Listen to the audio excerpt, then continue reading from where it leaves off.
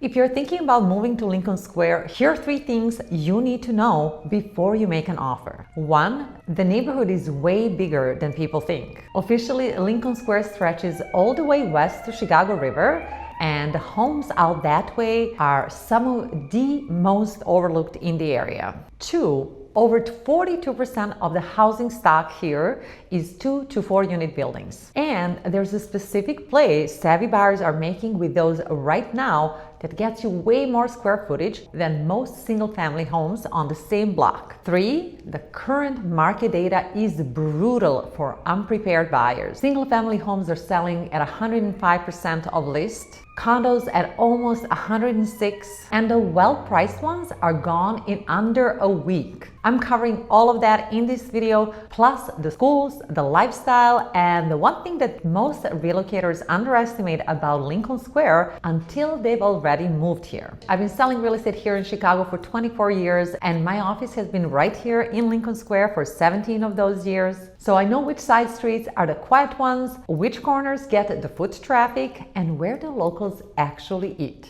So stick with me because this video is going to save you a lot of guesswork. Let's start with where the neighborhood actually is, because that first point matters more than you think. Where is Lincoln Square actually located? So Lincoln Square sits on Chicago's north side, about 7 miles north of downtown. The heart of the neighborhood is the Plaza area, right at the intersection of Lincoln, Lawrence, and Western, and it stretches roughly from Lawrence down to Montrose. So that's where Giddings Plaza is, the Fountain, and all the independent shops like Jean's Sausage Shop, Mert's Apothecary, Geraldine's Bakery, and the Old Town School of Folk Music. Now, in terms of borders, most people will tell you Lincoln Square runs roughly from Foster on the north to Montrose on the south, and from Rockwell on the west to Ashland on the east. And that's the version that most locals have in their head. But here's something a lot of people don't know.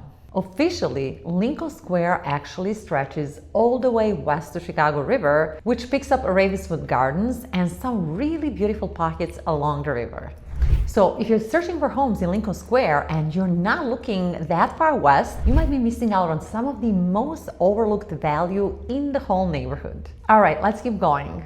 Quick history, because once you know it, this whole neighborhood starts to make a lot more sense. Lincoln Square actually started with one guy, a Swiss immigrant named Conrad Sulzer, who arrived in Chicago back in 1836. He bought 100 acres of what was then just prairie and wilderness, and he was the first European settler in this whole area.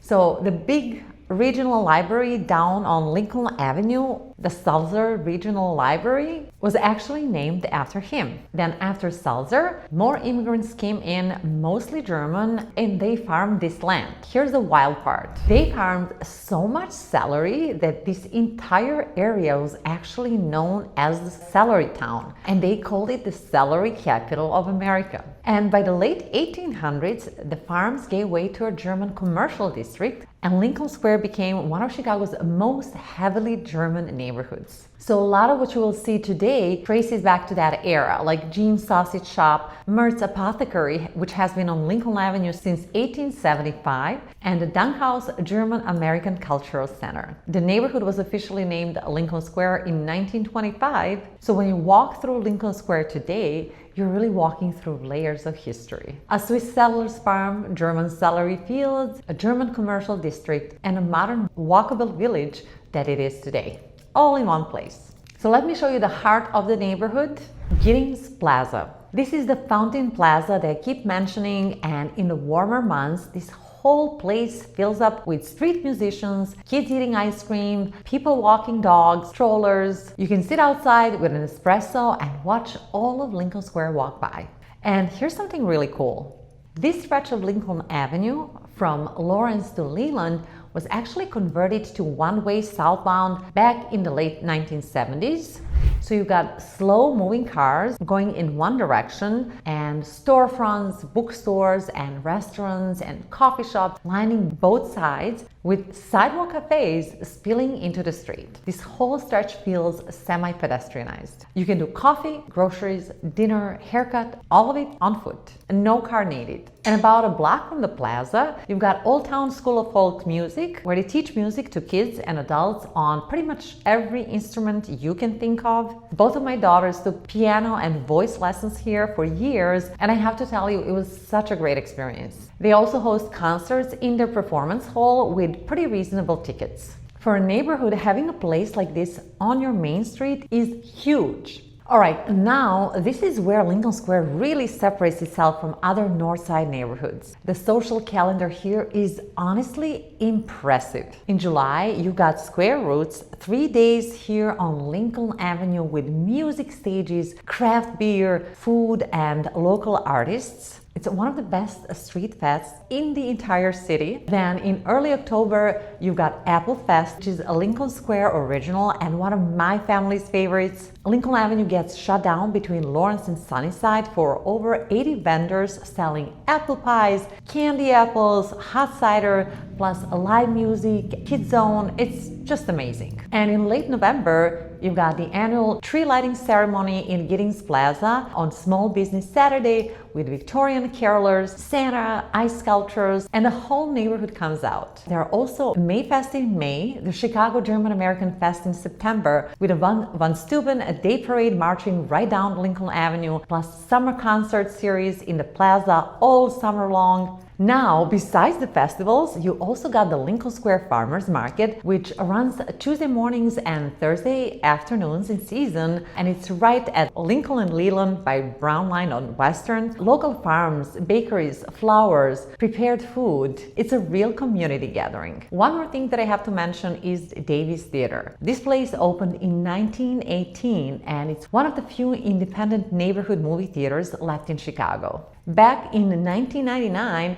a developer wanted to tear it down and put up condos, but the neighborhood pushed back hard and saved it. So the Davies Theater is on the National Register of Historic Places now. So when you go see a movie there, you're walking into a building that the neighborhood literally fought to keep. That tells you everything you need to know about Lincoln Square residents, right? When it comes to restaurants, a few of my personal favorites here are Bistro Campagne. It's upscale French with a hidden garden patio in the back. The Wardle does modern American and has one of the best outdoor patios in the area. Then you have Miku Sushi right on Lincoln Avenue as well. And Gideon Wells right across from Wells Park. It's burgers, craft beer, and a big patio. But beyond those, there are dozens of independent restaurants, cafes, and bakeries within walking distance of the plaza. Geraldine's Bakery for breakfast and coffee, you have Jerry's Sandwiches, and you have so many independent coffee shops. You'll find a new favorite every week. And one more thing that I want you to know about, Lincoln Square has a real block party culture. In the summer, the city closes the street and neighbors set up tables, kids are running around, music is playing, you have inflatables. It's a great way to meet your neighbors fast. When it comes to park, Lincoln Square has some of the best green spaces on the north side. I'll start with Winnemucca Park, which is the biggest. It's about 22 acres. You've got dedicated prairie and nature area with native plants, a walking trail, a bird sanctuary, a softball, baseball field, soccer field, and the park is a part of a school park campus, which means that Amundsen High School and Chapel Elementary are physically located inside the park. So kids are literally walking through a prairie to get to school. And then you got a few smaller parks that are also very popular. Wells Park, which is just on Lincoln Avenue, it's between Lincoln and Western. It has indoor pool, tennis courts, and youth sport leagues. And then you also have River Park, which is on the western edge of the neighborhood, which gives you access to Chicago River and a North Shore Channel Trail, which is just amazing. So plenty of options for nature lovers. Now, schools matter a lot if you have kids and even if you don't, because schools in Chicago affect home values. So for public elementary, the two big ones here are Waters Elementary and Chapel Elementary. Both are CPS and both are K through 8. Waters is a magnet school with a focus on ecology and the arts. And on the private elementary side, the standout is St. Matthew's. It's actually one of the only Catholic international baccalaureate schools in Illinois. It's pre-K through 8th grade, and a lot of families consider it, whether they are Catholic or not, just because of the IB program. And then for high school, you have Amundsen High School. This is a neighborhood public option right by Winnemucca Park. Niche.org currently rates it an A-, and it has ranked among the top standout high schools in Illinois. So if you heard mixed things about Evanston in the past, the current data tells a different story, which is a great thing. The housing stock here is one of the best things about Lincoln Square. What you'll see all over Lincoln Square is the Chicago Greystone and Brownstone 2 flats and 3 flats. Limestone facade, intricate stone carving. Over 42% of Lincoln Square real estate is 2 to 4 unit buildings. And here's a trend that I've been seeing a lot over the last couple of years. Single-family home buyers are buying vintage 2 flats and converting them to single-family homes because inventory is so tight. And that way, they also get to keep the gorgeous brick facade, the 10-foot ceilings, and the original architectural details. But inside, they usually got renovated and you have open floor plans, chef's kitchen, primary suites, everything modern. And what you end up with is way more square footage than most of the original single-family homes on the block. So if you want vintage character with everything modern, this is one of the best places in the neighborhood. You will also see plenty of Chicago bungalows around here. Brick siding, single family, usually 1.5 stories with finished attic. These are a Chicago original. Vintage courtyard buildings are also common too. 3 stories, charming layouts, original woodwork. If you want a condo with character rather than a glass block, these are the buildings to look at. And here's something you'll find in Lincoln Square that you won't find as easily in Lakeview or Lincoln Park or other Chicago neighborhoods. Prairie School and Victorian architecture, though you'll find them through the entire neighborhood. The Prairie style is the Frank Lloyd Wright influence. So if you care about architecture and you want a home with real history, those riverfront pockets are where you should look. You also see some newer construction homes that architects try to blend in with historic buildings. So what does all this mean for you as a buyer? Almost every home you'll tour in Lincoln Square has some history to it. Some have been fully renovated or decorated, and some still have the original details. So when you're touring, pay attention to what's been updated and what hasn't, because the price should reflect that. All right, with all this character and quality, I know what you're thinking. D, what does this actually cost? So let's get to the part that you've been waiting for. What is the Lincoln Square market actually doing right now? I pulled the data on the last several months of closings here in Lincoln Square, and these numbers tell you everything you need to know.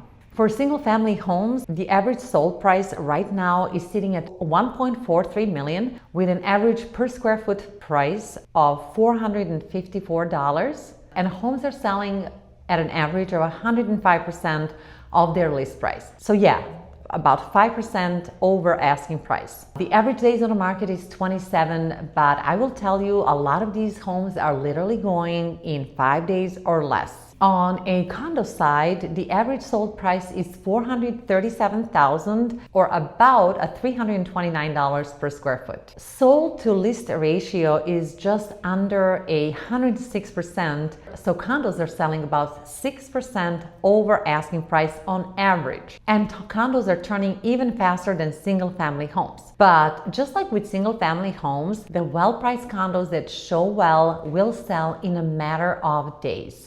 If you're buying, you need to be ready, you need to be aggressive, and you need someone who knows the difference between a home worth chasing and the one worth walking away from. And if you're selling, this is your window. Price it right, and it's gone in days. And by the way, just a quick intro if you missed it before. My name is Savic. I'm a Chicago real estate agent. My team and I specialize in helping busy professionals just like you make their move to Chicago. And whether you're 6 days out or 6 months out, we've got you. And if you want a full breakdown of every Chicago neighborhood that I work in with price points and what to actually expect, I put together a free relocation guide. Link is in the description, so be sure to grab it before you leave, okay? All right, back to it. And I have to mention transportation because Lincoln Square is one of the best connected neighborhoods on the north side. You've got a Brown line with Western, Rockwell, and Damon stops. The Brown line gets you to the Loop about 25 to 30 minutes on a weekday morning. And if you're driving, your main streets are Lincoln, Western, Lawrence, and Montrose, but they're also the busiest, so either try to avoid them during rush hours or find an alternative route and take side streets. And then parking on residential streets is zoned permit. So if you have a car and you're buying a condo, make sure to check whether parking space is included or not. Otherwise, you may end up driving around for 20 minutes looking for a spot, and trust me, that is no fun. Then for groceries, there's Mariano's on Lawrence, Trader Joe's just a few blocks south on Lincoln, and Jean's Sausage Shop for specialty meat and other European articles. So here's the one thing that most relocators underestimate about Lincoln Square. It's how much of your actual life happens within few blocks of your front door, depending on where you live, of course. Coffee, dinner, the gym, music lessons, dry cleaner, groceries, school. All of it is walkable from the square. And here's what happens next. Relocators buy a starter condo in Lincoln Square, and they think it's a stepping stone that in a few years they'll move to the suburbs or to a bigger place somewhere else. But then they fall in love with a neighborhood. So when they need more space, instead of leaving, they upsize within the area. They buy the single family, or they buy a townhome or a 2-flat. So people usually come here for the condo and they end up staying for a lifestyle. So that's my full breakdown of living in Lincoln Square. But if you're trying to figure out whether Lincoln Square is actually the right neighborhood for you, I made a whole separate video on it called Pros and Cons of Living in Lincoln Square. So if you want the whole picture, watch that one next. You can grab it right here and drop your Lincoln Square questions in the comments below. I read all of them and I answer as many as I can in future videos. And if you want to talk about your specific situation, your timeline,